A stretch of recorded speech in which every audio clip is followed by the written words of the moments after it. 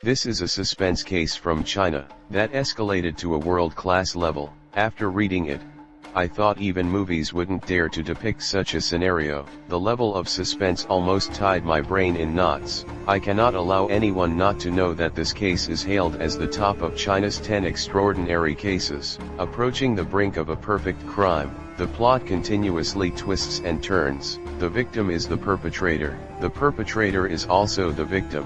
One perpetrator killed another perpetrator. The perpetrator becomes the victim. The victim turns out to be the perpetrator, and the ultimate mastermind behind it all is surprisingly the victim. The level of suspense even baffles the police. If not for a slip of the tongue by the perpetrator, perhaps this would have been a perfect crime. It's bedtime.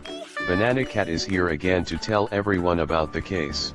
Time: July 13, 2010. Location: Sunji Township, Shanghe County, Jinan City, Shandong Province, China. A villager reported finding a human leg in their own well. Upon receiving the report, the police quickly arrived at the scene and retrieved the body from the well. After a preliminary forensic examination, the deceased was approximately 183 centimeters tall, aged between 30 and 40, of medium build. The cause of death was blunt force trauma to the head. The time of death was between 3 months to 1 year ago. Due to the long period since death, the body was highly decomposed, making identification difficult. No footprints or fingerprints were found at the scene, but an axe was retrieved from the well. Unfortunately, the axe also showed no traces. However, this type of axe is rather unique, reinforced on both sides,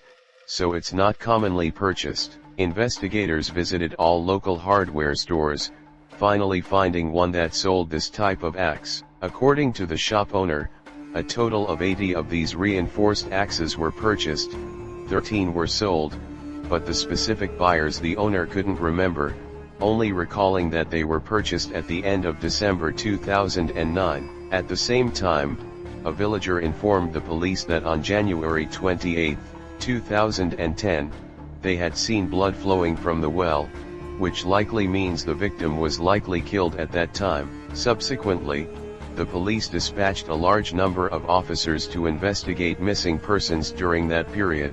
After 5 days, a total of 17 missing persons were investigated.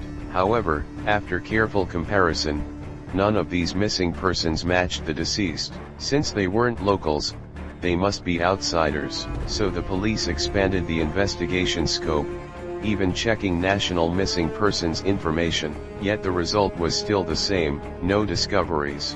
The case reached a deadlock. At this point, an elderly man jokingly said, "I bet the police won't solve this case. If they do, I'll invite them to my house for drinks and dinner." The elderly man's casual remark was like a needle piercing the hearts of the police. Since they've been unable to find the source of the body, can't they use another method? The special task force decided to reorganize the clues, intending to shift from the traditional search for the body's source to finding suspects. Not long after, among the 17 missing persons previously investigated, one caught the attention of the police because the disappearance time of this person was very close to the estimated time of the incident, and this person had many suspicious points. His name was Wang Ziwan, a 36-year-old local from Shanghe County, divorced and single, with debts of over $1 million outside, standing less than 1.7 meters tall, and being thin. Obviously, this person was not the deceased. As the investigation into Wang Ziwan progressed, the police discovered that he had recently sent his newly purchased car to a repair shop for a complete repaint, and, after Wang Ziwan's disappearance, the vehicle had been sitting at the repair shop unclaimed. Subsequently, the investigators went to the repair shop and meticulously examined the vehicle. After careful inspection, they finally found a piece of leaves in the trunk that appeared to have blood stains. Although the blood stains were almost indiscernible due to high temperature evaporation and biological degradation, the technical personnel managed to extract intact human DNA. After comparing it with the deceased's genes in the well, it was confirmed to match. There was blood from the deceased in Wang Ziwan's car, which meant Wang Ziwan was under significant suspicion. Even if he wasn't the perpetrator, he must be involved in the case. The police immediately began investigating Wang Ziwan's social circle. In January, he frequently contacted two phone numbers located in Tianjin, China. However, after January 24, one of the Tianjin phone numbers was completely shut down.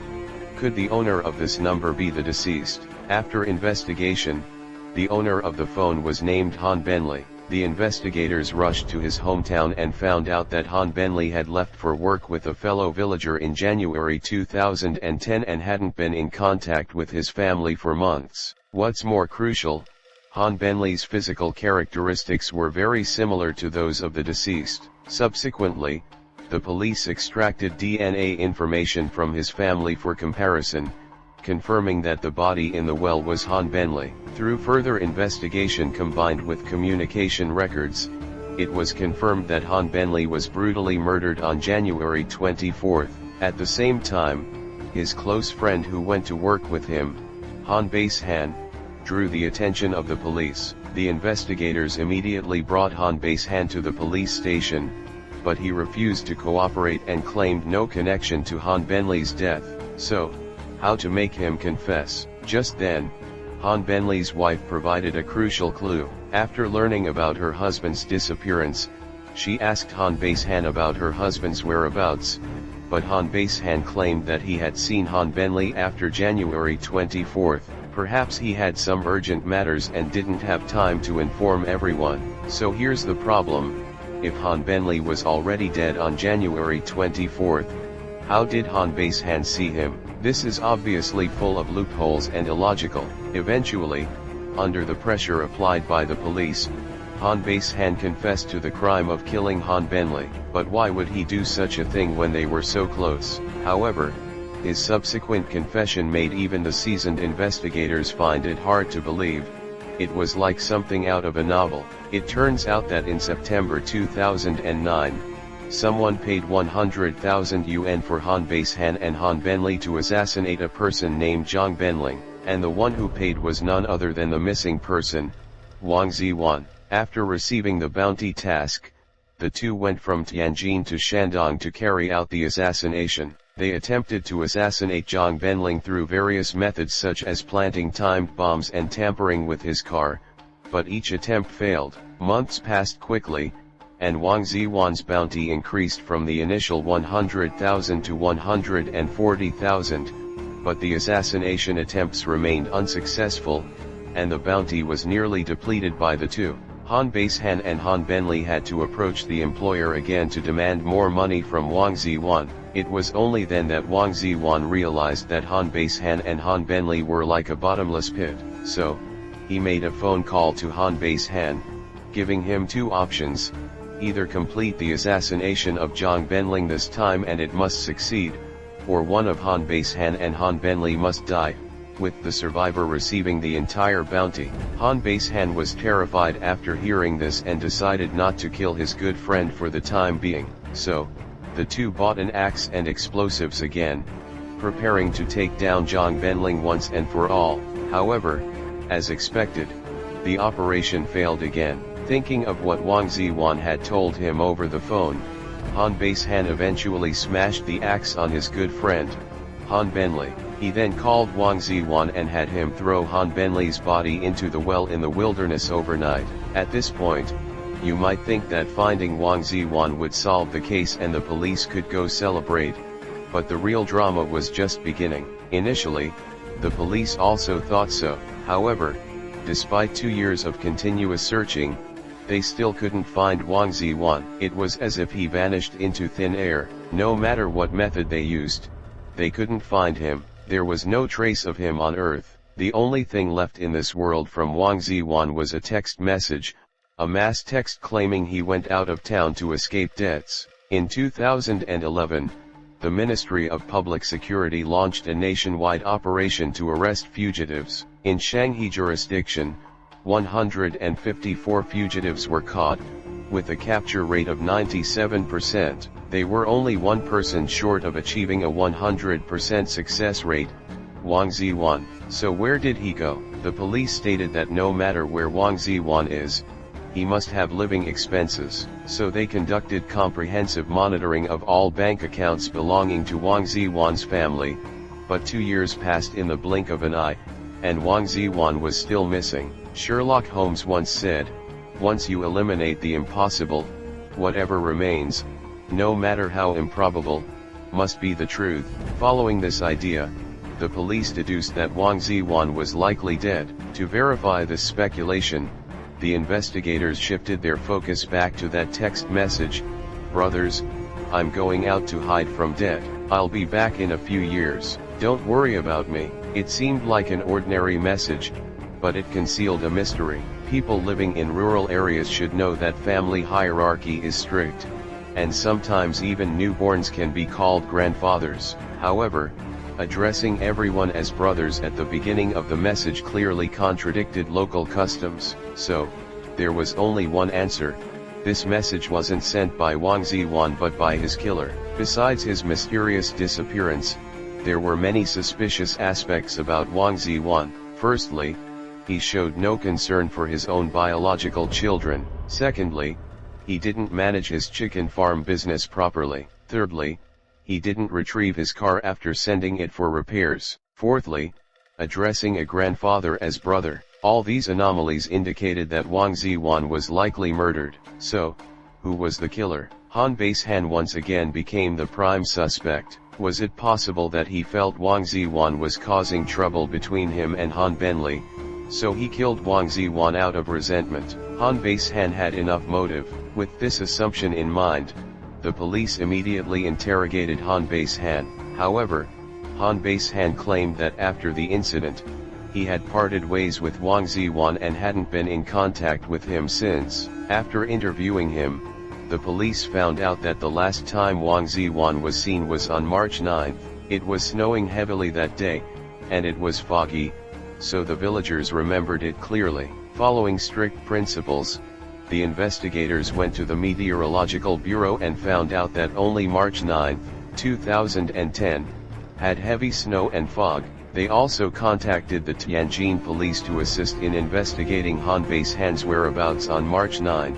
The result confirmed that Han Baishan was indeed in Tianjin on March 9, so he was ruled out as a suspect. So, who was the killer? The case once again hit a dead end. The breakthrough in solving the case came from a joke made during a meeting. A police officer, trying to lighten the tense atmosphere, mentioned that during the investigation of Wang Ziwan, they had even asked Zhang Benling, who was supposedly assassinated. Unexpectedly, Zhang Benling joked, saying Wang Ziwan's killing method was too amateurish. If it were him, he would just burn everything down. Said without intention, heard with meaning. As the saying goes, villains often fall due to their loose lips. Could it be possible that this wasn't just a casual remark but a slip of the tongue from Zhang Benling himself? Thus began a secret investigation into Zhang Benling. What they found was shocking. Zhang Benling had been in the funeral industry for over a decade, specializing in selling funeral wreaths, burial clothes, coffins, and even overseeing the cremation of corpses. If he wanted to dispose of a body, it would be as easy as drinking water for him. This also confirmed why there had been no news from Wang Ziwan all this time. Investigators speculated that Zhang Benling, aware that Wang Ziwan had hired someone to assassinate him, killed Wang Ziwan out of revenge. However, due to negligence, he made a mistake while sending the text messages from Wang Ziwan's phone, revealing his flaw in addressing his relatives. Without delay, the police immediately interrogated Zhang Benling. He insisted he hadn't killed Wang Ziwan. Faced with this result, the police were not surprised. To convict him, they needed evidence. Subsequently, investigators visited local funeral homes. However, to their surprise, Zhang Benling hadn't conducted any business there on March 9. Furthermore, all cremations conducted that day were legitimate. Could it be possible that he cremated the body elsewhere? The police expanded their investigation to funeral homes in other counties and cities. Indeed, they found that on and after March 9, Zhang Benling had cremated 5 people in other locations, all following proper procedures. But if Zhang Benling is not the murderer, then why did he run so far and take the body to another funeral home for cremation? Therefore, the police did not dispel their suspicion of him because Zhang Benling finds it easier to handle bodies than anyone else. At this time, the police dared not delay for a moment. The investigators once again came to the funeral home in Shanghai County. The police expanded their investigation back several years. After relentless effort, the police finally saw a familiar name, an old man surnamed Ding, who was cremated in 2008. The same name appeared in other funeral homes, cremated on March 9, 2010, and Zhang Benling handled both cases. This meant that this Mr. Ding was cremated twice by the same person at different times and places. With many doubts in mind, investigators visited Mr. Ding's family. His family confirmed that the old man had been cremated in 2008. A person couldn't be cremated twice. However, what many people might not know is that under normal circumstances, a death certificate from the Public Security Bureau isn't required for cremation.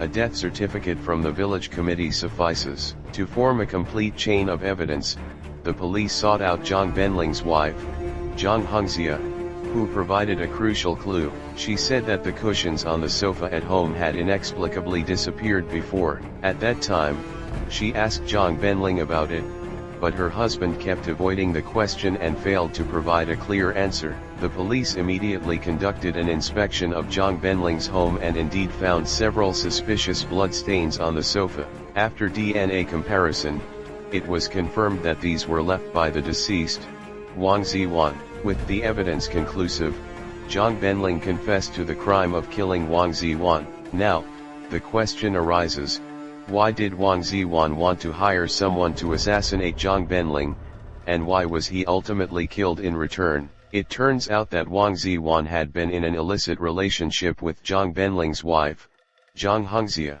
In order to be together openly, Wang Ziwan and Zhang Hongxia sought the help of Han Baishan and Han Benli to kill Zhang Benling. Zhang Benling pretended to be unaware of this plan, which is why he was able to evade the assassination attempts by the two. On March 9, 2010, Zhang Benling invited Wang Ziwan to his home, intending to come clean with each other. However, Wang Ziwan refused to confess and even displayed an arrogant attitude. This led Zhang Benling to eventually team up with friends to bludgeon Wang Ziwan to death.